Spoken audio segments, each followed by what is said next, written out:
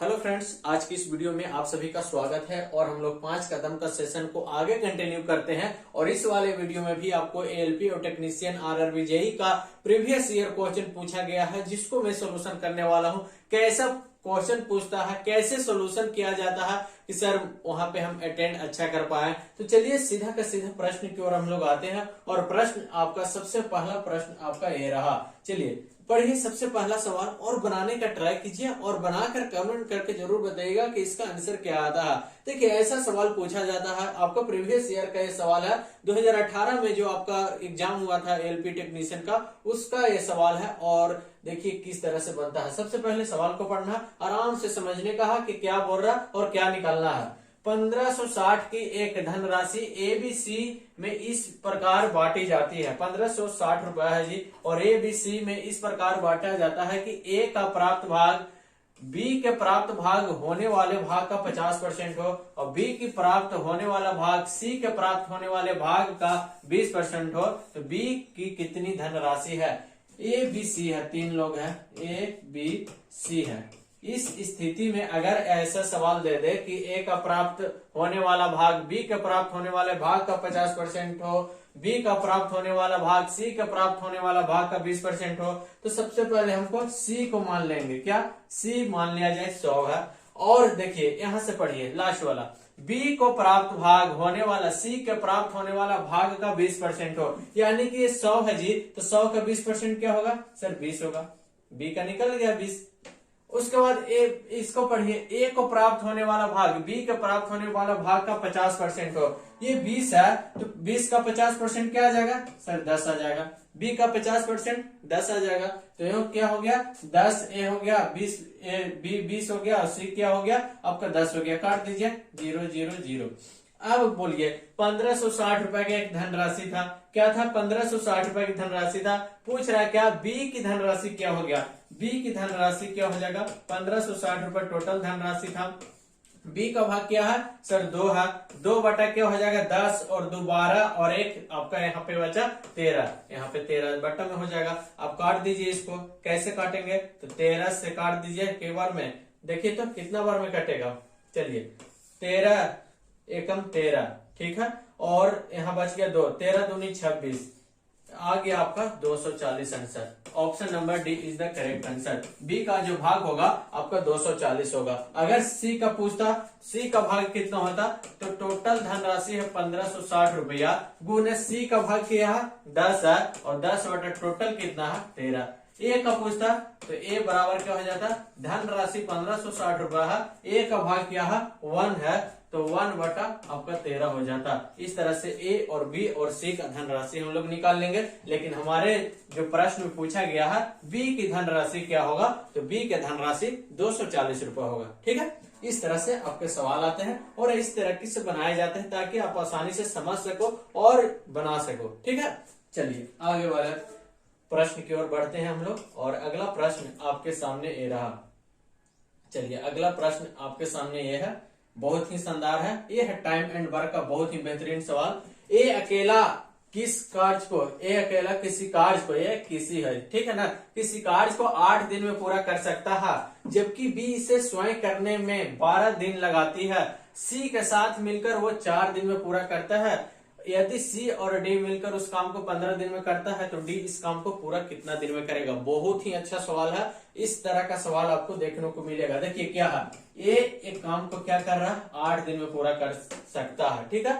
और बी इसे स्वयं करने में 12 दिन लगा देती है। और बी एक है जो इसे स्वयं करने में 12 दिन समय लगा देता है।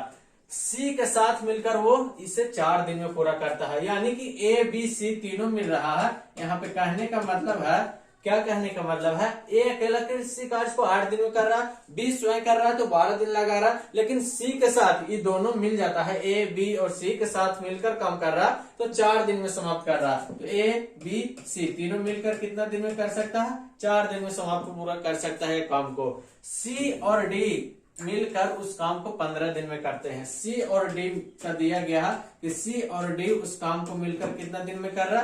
15 दिन में कर रहा। तो डी इस काम को पूरा कितना दिन में करेगा अकेला? ये पूछ रहा आपसे कैसे बनेगा, इस तरह का सवाल आपको बताया गया है, ऐसा सवाल आएगा तो सीधा के सीधा क्या करना है, हमको एलसीएम निकाल लेना है। 8, 12, 4 और 15 का एलसीएम निकालिएगा तो क्या आएगा सर 60 आएगा एलसीएम। अब 60 आएगा, बिल्कुल गलत, ये आएगा आपका 120 एलसीएम आ जाएगा जी, है ना। अब ए का एफिशिएंसी निकाल दीजिए, तो ए का एफिशिएंसी क्या आ जाएगा आपका 15 आ जाएगा एफिशिएंसी। बी का एफिशिएंसी क्या आ जाएगा, यानी कि 120/12 करेंगे, बी का एफिशिएंसी निकल जाएगा 10। और ए बी सी तीनों अगर मिलकर काम करता है तो 4 दिन में पूरा कर सकता है, टोटल 120 है, इसका एफिशिएंसी निकाल लेंगे ए बी सी का तो 30 आ जाएगा एफिशिएंसी। सी प्लस डी का एफिशिएंसी निकाल लेंगे तो 8 आ जाएगा। अब पूछ रहा है डी का, अब यहां से आपको समझना है, देखिए बहुत ही शानदार है और ये ट्रिकी रूप से आपको दिया गया है, समझने वाला है कि किस तरह से आप समझ सकते हैं। देखिए बहुत ही शानदार है। ए का कितना दिया है जी 15 एफिशिएंसी, बी का एफिशिएंसी 10 और ए बी और सी का दिया गया है 30, यानी कि ए बी और सी का एफिशिएंसी कितना है 30 है। यहाँ वाला हम यहाँ लिख दिए, ठीक है। ए का दिया गया है कितना एफिशिएंसी 15, बी का एफिशिएंसी कितना दिया गया है 10 और टोटल क्या है 30 है। तो यहाँ से सी का निकल जाएगा कि नहीं, सी का निकल जाएगा एफिशिएंसी 30 माइनस 25, यानी कि सी का एफिशिएंसी 5, सी का एफिशिएंसी 5, यहाँ पे सी का एफिशिएंसी 5 और सी प्लस डी का दिया गया है 8, तो ये कितना हो जाएगा जी, डी कितना हो जाएगा 3 होगा ना। सी प्लस डी का एफिशिएंसी दिया गया है 8, सी का निकल के आ गया 5 एफिशिएंसी और सी प्लस डी का 8 है, तो डी का कितना एफिशिएंसी हो जाएगा 3 हो जाएगा। टोटल काम क्या है, टोटल काम 120 है। डी का पूछ रहे डी अकेला कितना दिन में करेगा, डी का एफिशिएंसी क्या आया 3 आया, काट दीजिए 40 दिन में करेगा। कितना दिन में करेगा 40 दिन में करेगा। ऑप्शन नंबर आपका option number B is the correct answer. देखें किस तरह से बना, बिल्कुल आपको इसी में छुपा हुआ है। ए का एफिशिएंसी मालूम चल गया, बी का एफिशिएंसी मालूम चल गया, यहाँ से सी का एफिशिएंसी निकाल लिए, सी का एफिशिएंसी निकाल लिए तो यहाँ से डी का एफिशिएंसी मालूम हो गया और पूरा काम 120 है और डी का एफिशिएंसी 3 है, तो डी अकेला काम कितना दिन में करेगा तो 40 दिन में करेगा। कितना शानदार सवाल था। इस तरह से आपके एग्जाम में सवाल पूछे जाएंगे और इस बार तो और भी बहुत अच्छा प्रश्न आएंगे, क्योंकि कंपटीशन टफ हो चुका है, कंपटीशन बहुत अच्छा लेवल पे आ चुका है, तो सभी तरह का क्वेश्चन आपके पास होना चाहिए, सभी तरह के क्वेश्चन को बनाना आना चाहिए और इस तरह को क्वेश्चन को छोड़ना नहीं, ठीक है। चलिए अगला प्रश्न आपके सामने ये रहा। एक ट्रेन 375 मीटर लंबे प्लेटफॉर्म को 27 सेकंड में पार कर लेती है। यदि ट्रेन की गति 70 किलोमीटर प्रति घंटा हो तो ट्रेन की लंबाई क्या होगा। ऐसा सवाल में आपको कुछ नहीं करना है, बस एक ही चीज आपको याद करना है, क्या तो चाल बराबर क्या होता है दूरी बटा समय। क्या होता है दूरी बटा समय होता है सर। चाल दिया गया है बाबू, कितना है चाल 70 किलोमीटर प्रति घंटा, इसको मीटर प्रति सेकंड में चेंज कर लेंगे, यानी कि 5/18 से हम लोग क्या करेंगे गुना कर लेंगे, मीटर प्रति सेकंड में चेंज हो जाएगा। दूरी क्या है, दूरी 375 मीटर है। क्या है दूरी 375 मीटर है। ट्रेन की लंबाई पूछ रहा है, यानी कि ट्रेन की लंबाई x मानेंगे। ट्रेन 375 मीटर लंबे प्लेटफॉर्म को, यानी कि ट्रेन की लंबाई प्लस प्लेटफॉर्म की लंबाई, दूरी टोटल हो गया प्लेटफॉर्म की लंबाई प्लस ट्रेन की लंबाई। ट्रेन की लंबाई क्या है नहीं दिया गया है, x निकालना है, इसको हम x मान लिया। समय क्या है 27 सेकंड, 27 सेकंड समय है। इसको तिरछा तिरछी गुना कीजिए और आपका रिजल्ट आ जाएगा। आपको तिरछा तिरछी गुना कीजिएगा और x बराबर क्या आ जाएगा आपका 150 मीटर। ट्रेन की लंबाई क्या हो जाएगा आपका 150 meter. Option number D is the correct answer. तो रेलगाड़ी वाला सवाल आपके पास आएगा, ये वाला बस फॉर्मूला याद रखना, चाल बराबर दूरी बटा समय। इसके बाद आपके हाथ में है मीटर प्रति किलोमीटर रहेगा, इसको मीटर प्रति सेकंड में चेंज करने के लिए क्या करेंगे 5/18 से गुना करेंगे। अगर मीटर प्रति सेकंड में रहेगा, इसको किलोमीटर में चेंज करने के लिए क्या करेंगे 18/5 से गुना करना पड़ेगा। ये बात आपको ध्यान में रखना होगा, ठीक है। चलिए आगे बढ़ते हैं हम लोग। अगला सवाल आपके सामने, अगला सवाल आपके सामने ये रहा, बहुत ही बेहतरीन सवाल ये भी है।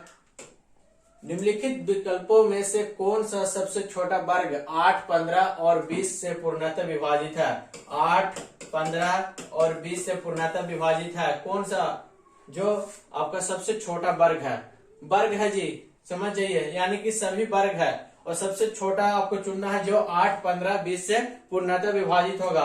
8, 15, 20 का क्या निकाल लेंगे हम लोग, एलसीएम निकाल लेंगे तो क्या आ जाएगा 120। अब देखिए तो 120 का मल्टीपल कौन है, तो 120 का मल्टीपल आपका हो जाएगा 36, तो हो जाएगा ए हो जाएगा, ए हो जाएगा जी, ए नहीं होगा मल्टीपल, ए भी आपका मल्टीपल नहीं होगा, हो जाएगा 12 एकम 12, ए हो जाएगा, ए नहीं होगा। तो आपको सबसे छोटा चुनना है, क्या बोल रहा, सबसे छोटा वर्ग क्या है जो 8, 15 और 20 से पूर्णतः विभाजित होगा, तो सबसे छोटा वर्ग यही है जो 8, 15, 20 से पूर्णतः विभाजित है। ठीक है, तो इस तरह का सवाल को हम लोग इस तरह से आसानी तरीका से हम लोग कर लेंगे। तो इस प्रकार आपका जो प्रश्न था आज का समाप्त होते हैं, और इसी तरह से वीडियो हम लोग करते रहेंगे, आगे आपको बताते रहेंगे PYQ जो आपके एग्जाम में पूछा गया है, पूछे जाने वाला है। तो चलिए मिलते हैं अगला वीडियो में, थैंक यू।